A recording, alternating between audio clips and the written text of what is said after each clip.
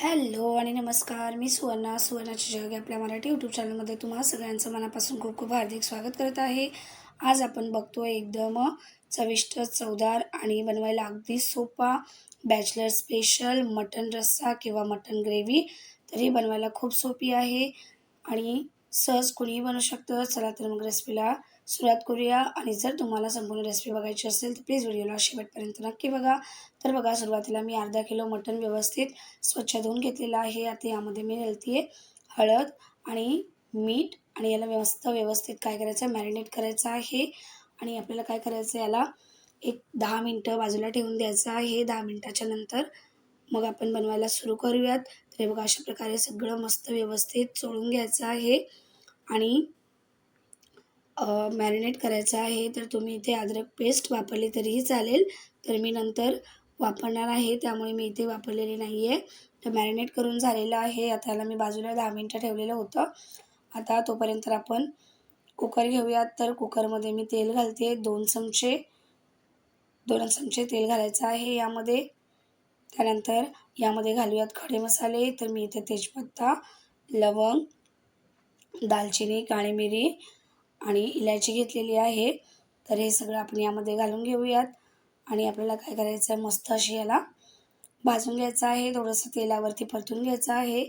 आपण यासाठी वाटण वगैरे काही बनवत नाही आहोत. एकदम सोप्या पद्धतीने ही रेसिपी बनवत आहोत. तर बघा, आता मस्त हे कांदा आणि गरम मसाला मस्त असा यामध्ये भाजून झालेला आहे. आता यामध्ये मी घालते कांदा. तर कांदे इथे मी उभे चिरून घेतलेले आहेत. तर इथे मी एक कांद्याचा वापर केलेला आहे. असे बघा उभे काप्याचे कापून घेतलेले आहेत. तर त्याला मस्तपैकी परतवून घ्यायचा आहे. कांदा आपल्याला व्यवस्थित लाल करून घ्यायचा आहे. तर हे बघा, अशा प्रकारे जोपर्यंत कांदा व्यवस्थित लाल होत नाही तोपर्यंत याला परतायचा आहे. याला जास्त वेळ लागत नाही, 1-2 मिनटं लागतात. आता कांदा व्यवस्थित बघा मस्त लाल झालेला आहे. तर या स्टेजवर आपण जे मॅरिनेट करून मटण ठेवलं होतं ते यामध्ये घालून घ्यायचं आहे आणि मस्त याला मिक्स करून घ्यायचं आहे. तर मटण सुरुवातीला व्यवस्थित आपल्याला काय करायचं, शिजवून घ्यायचं आहे. म्हणजे काय होईल की जेव्हा आपण याचा रस्सा बनवू तर एकदम झटपट तयार होईल आणि अगदी नरम असं शिजलं जाईल. तर बघा, असं मस्त परतून घ्यायचं आहे. आता यामध्ये आपल्याला घालायचं आहे पाणी. तर जेवढं तुम्ही ग्रेव्ही बनवणार आहे त्या अकॉर्डिंग पाणी घाला किंवा जेवढं शिजायला पाणी लागणार त्या अकॉर्डिंग पाणी घाला. तर आता इथे मी अर्धा किलो मटण घेतलेलं आहे. तर याच्यामध्ये मी 1 ते दीड ग्लास पाणी घालून घेते आहे. तर आपल्याला काय करायचं आहे, मंद आचेवरती याच्यात 3 ते 4 शिट्या काढून घ्यायच्या आहेत. म्हणजे काय होईल, एकदम मस्त नरम असं शिजलं जाईल आणि चवीलासुद्धा एकदम भन्नाट लागेल. तर बघा, इथे मी 1.5 ग्लास पाणी घातलेलं आहे. आता आपण कुकरचं झाकण लावूयात आणि याचे 2 ते 3 विसल्स काढून घेऊयात. मॅक्झिमम 3 ते 4 विसल्समध्ये मस्त एकदम नरम शिजतं. तर बघा, याचे 3 ते 4 शिट्या आलेल्या आहेत आणि आपलं एकदम मस्त असं मटण शिजलेलं आहे. आता आपण कुकर खोलून बघूयात. तर हे बघा, एकदम मस्त नरम असं मटण शिजलेलं आहे. तर तुम्हाला मी दाखवते कशाप्रकारे आपलं मटण शिजलेलं आहे बघा. तर एक पीस मी तुम्हाला तोडून दाखवते. तर असं एकदम नरम मटण शिजलं ना की याची चव मस्त लागते आणि खाताना सुद्धा एकदम चवदार लागतं. तर शिजलेलं आहे. आता आपण काय करूया, त्याला फोडणी देऊयात. तर सुरुवातीला मी शिजलेलं मटण एका बाउलमध्ये काढून घेते आहे. हे बघा, आता काय करूयात, आपण गॅसवरती कढई ठेवूयात आणि त्यामध्ये फोडणी देऊयात याला. तर बघा, सुरुवातीला मी कढईमध्ये 2 ते 3 चमचे तेल घालते. तर तेल आपण पहिला सुरुवातीला घातलेलं आहे, तर त्यामुळे जास्त घालायची गरज नाही. मी 2 चमच्यांचा वापर केलेला आहे. आता यामध्ये घालूयात तेजपत्ता आणि थोडेसे अजून गरम मसाले जे आपण सुरुवातीला वापरलेले. त्यानंतर यामध्ये मी थोडंसं अर्धा चमचा जिरं वापरलेलं आहे. आता यामध्ये आपण घालायचे आहेत कांदे. तर कांदे इथे मी 2 ते 3 बारीक चिरून घेतलेले आहेत बघा. असे पातळ कापून घ्यायचे आहेत लांब आणि याला मस्त असं परतून घ्यायचं आहे. तर कांद्याचं प्रमाण जास्त ठेवा, म्हणजे काय होतं की ग्रेव्ही ना एकदम मस्त चविष्ट अशी लागते. आणि कांदा एकदम लाल करून घ्यायचा आहे जोपर्यंत एकदम मस्त शिजत नाही आणि ब्राऊन होत नाही.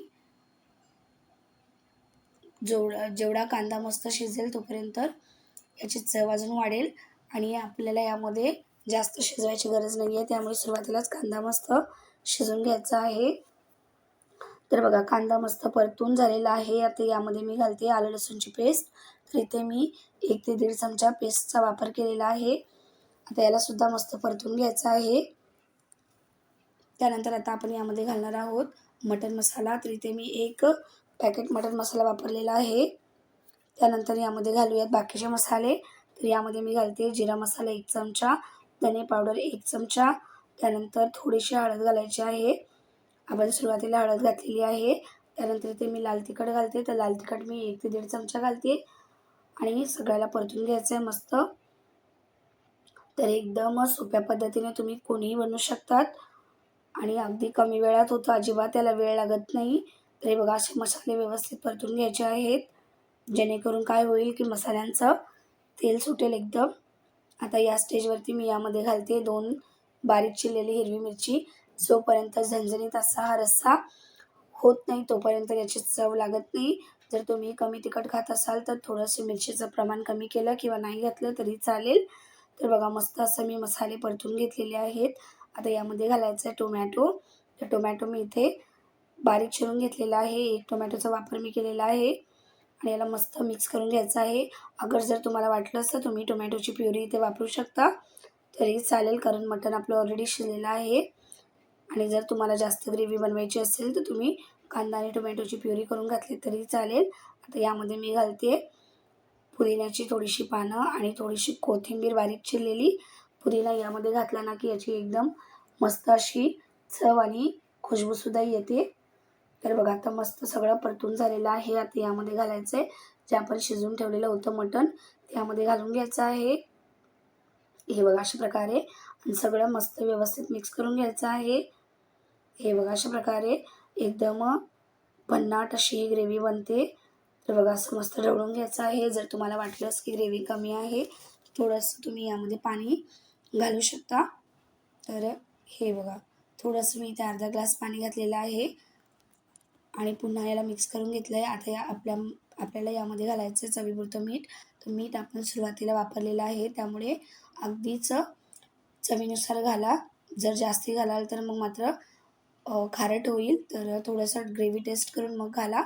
झाकण ठेवूयात आणि याला 10 मिनटं आपण काय करूयात मीडियम फ्लेमवरती शिजू देऊयात.